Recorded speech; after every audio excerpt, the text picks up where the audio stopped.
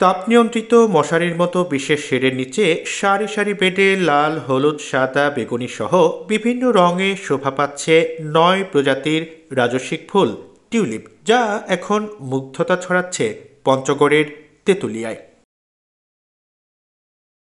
ভিনদেশি এই টিউলিপের সৌন্দর্য উপভোগ করতে ছুটে আসছেন পর্যটকরা। কেউ ছুঁয়ে দেখছেন, কেউ ছবি তুলছেন, আবার কেউ কেউ ফুল কিনে ফিরছেন বাড়িতে।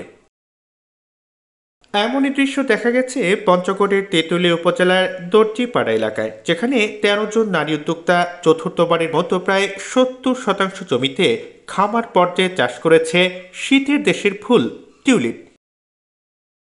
জানা যায়, বেসরকারি উন্নয়ন সংস্থা ইকো সোশ্যাল ডেভেলপমেন্ট অর্গানাইজেশনের উদ্যোগে পল্লী কর্ম সহায়ক ফাউন্ডেশনের অর্থায়নে এবং উপজেলা প্রশাসনের সহায়তায় টিউলিপ বাগানটি গড়ে ওঠায় পর্যটনের পাশাপাশি স্থানীয় পর্যায়ে আর্থসামাজিক উন্নয়ন ও কৃষি অর্থনীতিতে গুরুত্বপূর্ণ ভূমিকা রাখছে।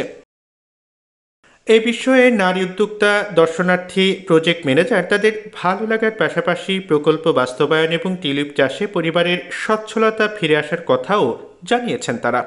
আমরা সংসারিক কাজের পাশাপাশি এই টিউলিপ ফুল চাষ করি এবং ফুল বিক্রি করে আমরা অনেক লাভবান হয়েছি।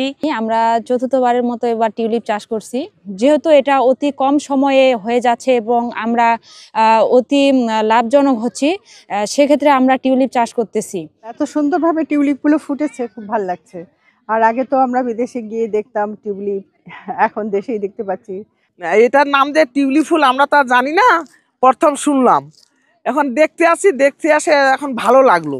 আমরা ইউএসডিও থেকে নিজস্ব উদ্যোগে এই টিউলিপ ফুল চাষ প্রকল্প বাস্তবায়ন করতেছি। এবছর এই টিউলিপ ফুল চাষ প্রকল্পে ১৩ জন উদ্যোক্তা তাদের অক্লান্ত পরিশ্রম করে এই টিউলিপ ফুলের বাগান গড়ে তুলছে, যার ফলশ্রুতিতে আমরা এই সুন্দর একটা ফুলের বাগান এখানে দেখতে পাচ্ছি। এ সময় পরিদর্শনে এসে উপজেলা নির্বাহী কর্মকর্তা ফজলে রাব্বি বলেন, টিউলিপ ফুল বাণিজ্যিকভাবে চাষাবাদ করতে না পারলেও দর্শনার্থীদের কথা চিন্তা করে এই প্রজেক্টটি চালু রাখা হয়েছে। এই টিউলিপ বাগানটি আমাদের তেঁতুলিয়া উপজেলার পর্যটন সেক্টরের জন্য খুবই গুরুত্বপূর্ণ। এবারে চতুর্থবারের মতো এই টিউলিপ বাগানটি করা হয়েছে এবং সারা বাংলাদেশ থেকে আমাদের পর্যটকরা এখানে এসে থাকেন। যদিও অর্থনৈতিকভাবে, বাণিজ্যিকভাবে আমরা এখন চাষাবাদ শুরু করতে পারিনি এবং আমাদের টিউলিপের যে বাল্ব, এই বাল্বটির জন্য নির্দিষ্ট পরিমাণ তাপমাত্রা এবং আবহাওয়ার প্রয়োজন হয়। সেক্ষেত্রে আমরা প্রচুর চ্যালেঞ্জের মুখোমুখি হচ্ছি।